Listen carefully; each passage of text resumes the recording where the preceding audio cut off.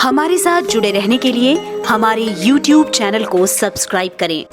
नमस्कार, स्वागत है आपका नेट्रिक न्यूज में। मैं हूं आपके साथ सपना दुबे। जम्मू कश्मीर से धारा 370 हटने के बाद भारत के लोग जहां इस ऐतिहासिक फैसले से खुश हैं, वहीं बौखलाया पाक अपने नापाक इरादे दिखाने से बाज नहीं आ रहा। पाकिस्तान लगातार इस फैसले का विरोध करते हुए घिनौनी हरकतों को अंजाम दे रहा है। लेकिन जहां पाकिस्तान खिसियानी बिल्ली खंबा नोचे की कहावत को सिद्ध करते हुए भारत के खिलाफ जहर उगलने में लगा हुआ है, वहीं पाकिस्तान की दुखती रग बलोच समुदाय के लोग इस फैसले का जोरदार स्वागत कर रहे हैं। अब इस बात का अंदाजा इसी बात से लगाया जा सकता है कि जम्मू कश्मीर से विशेष राज्य का दर्जा हटता देख महिला बलूच नेता नायला कादरी ने बलूचिस्तान में पीएम नरेंद्र मोदी की मूर्ति लगवाने तक का ऐलान कर दिया है। लेकिन घाटी में धारा 370 के हटने से बलूचिस्तान में आखिर दीप क्यों जल रहे हैं? आखिर वहां के लोगों के मन में पाकिस्तान के लिए इतनी नफरत आई तो आई कहां से? कहते हैं ना कि दुश्मन का दुश्मन दोस्त होता है, तो कुछ ऐसा ही रिश्ता है भारत का बलूचिस्तान से, जो दशकों से पाकिस्तानियों के अत्याचारों को झेल रहा है। लगभग पिछले 70 वर्षों से पाकिस्तानी सेना बलोचों का संहार कर रही है।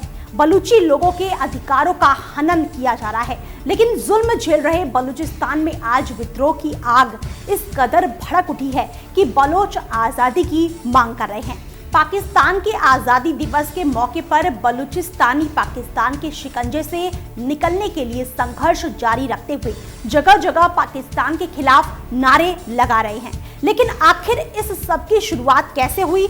बलूचिस्तान और पाकिस्तान के बीच इतनी कड़वाहट आई कैसे? इतिहास में झांक कर देखें तो इस राज से पर्दा उठता है।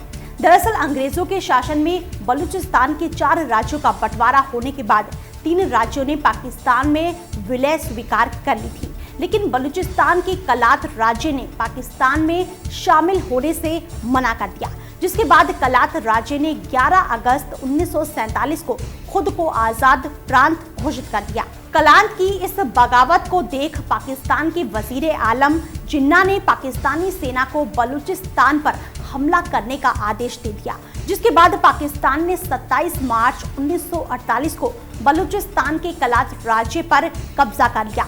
बस तभी से ही बलोचों के दिलों में विद्रोह की ज्वाला भड़क रही है। पाकिस्तान और ईरान के बीच बटे हुए बलूचिस्तान प्रांत की बगावत को कुचलने के लिए पाकिस्तान ने कई बार सैन्य हमले किए।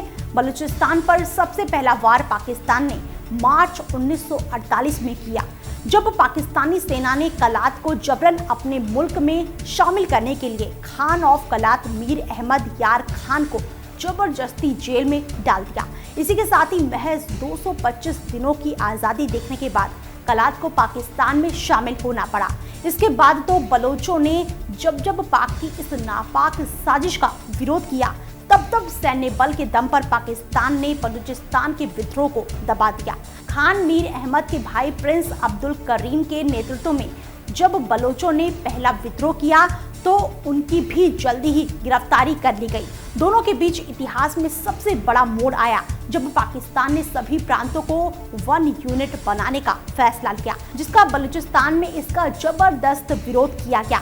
साल 1957 में बलूच नेताओं ने कलात को 1 यूनिट से बाहर रखने की मांग की, लेकिन आखिरकार उन्हें एक बार फिर विद्रोह की राह अपनानी पड़ी, क्योंकि पाकिस्तान अपने फैसले पर अड़िग था। 6 अक्टूबर 1958 को अयूब खान ने पाकिस्तानी सेना को एक दफा फिर बलूचिस्तान में भेजकर कलात के खान और उनके सहयोगियों को गिरफ्तार करा लिया, जिसके बाद दोनों पक्षों में जंग छिड़ गई और खान के सहयोगी नवरोज के संघर्ष जारी रखने पर उनको भी जल्द गिरफ्तार कर जेल में डाल दिया गया और उनके बेटों और भतीजों को फांसी दे दी गई। नवरोज खान ने भी जेल में रहते हुए दम तोड़ दिया और पूरे संघर्ष के दौरान हजारों बलूच मारे गए।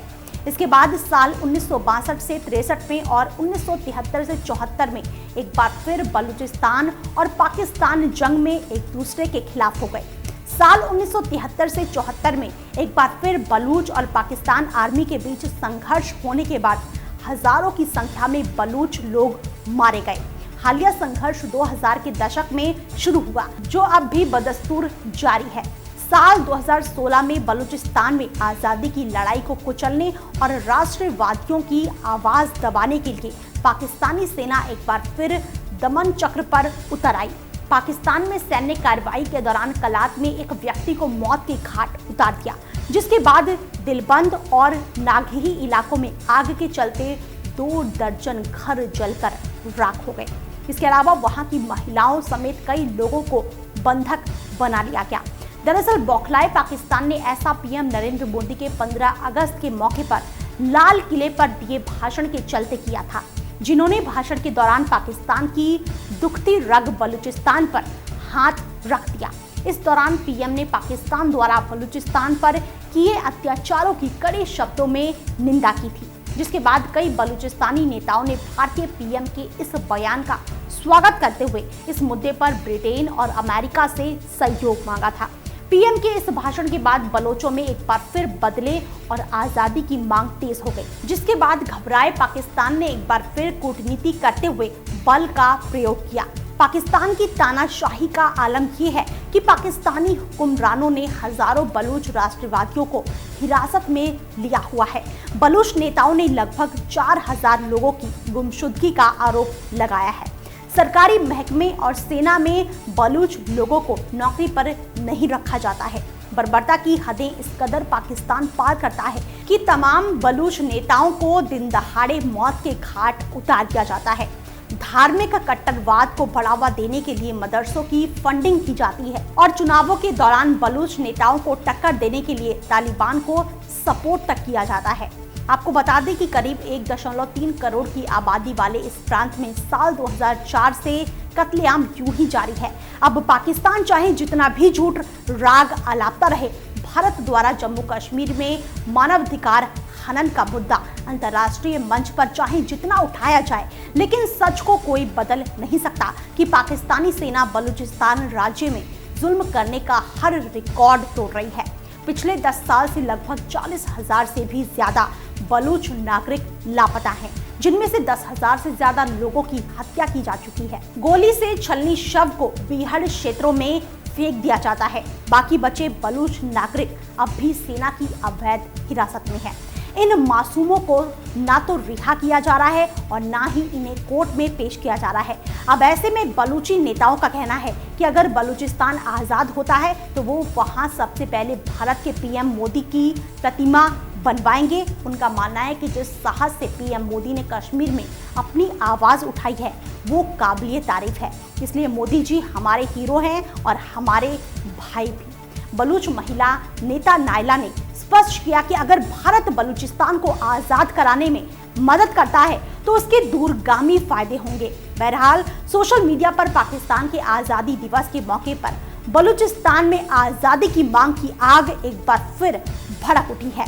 बलूचिस्तान को आज़ाद कराने के लिए लोग सड़कों पर आकर प्रदर्शन कर रहे हैं। ट्विटर पर बलूचिस्तान सॉलिडेरिटी डे और बलूचिस्तान इज नॉट पाकिस्तान के हैशटैग्स ट्रेंड में हैं।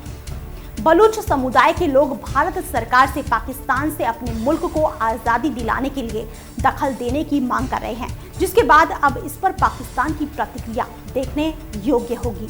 इस बार पाकिस्तान आज़ाद मुल्क की मांग कर रहे बलूचिस्तान की आवाज़ को किस तरह दबाकर उनके सपनों को कुचलता है। फिलहाल इतना ही। बाकी ऐसी और वीडियोस के लिए आप चैनल को सब्सक्राइब करना ना भूलें।